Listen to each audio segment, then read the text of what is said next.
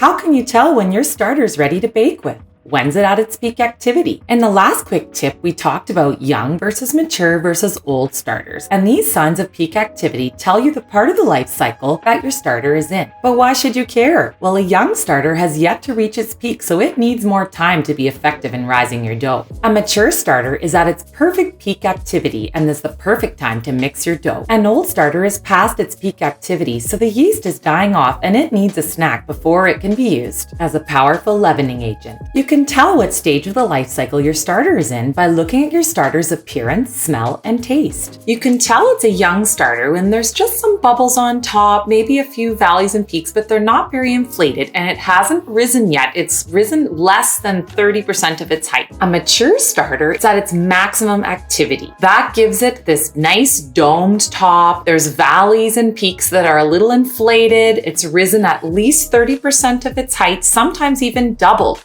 So the yeast is at its maximum activity, so therefore it's the most effective starter to give a good rise to your dough by making a great, powerful leaven. The old starter has already reached its peak and fallen down. It has made a mark on the side of the container, and it has a lot of hooch built up potentially.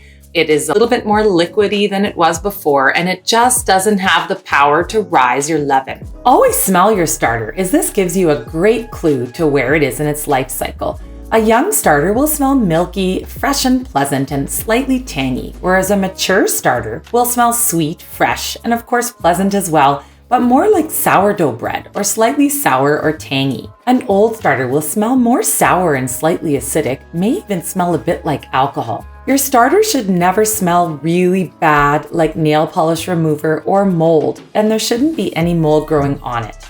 If it does, it may be time to start over. Another thing you can do is taste your starter. It is not my favorite thing to do. However, if you do, you can use this as a reference to how it should taste. Now I've created this readiness checkbox, so you can go through all of the things that we've reviewed in our different quick tips, and this will help you decide if your starter is mature and at its peak activity. If you'd like a copy of this readiness checkbox, just head on over to TUMERICMeCrazy.com where I have a free PDF available. If the answer is yes to all of these, then you're ready to make some sourdough. Why not try out some of our recipes at TUMERICMeCrazy.com?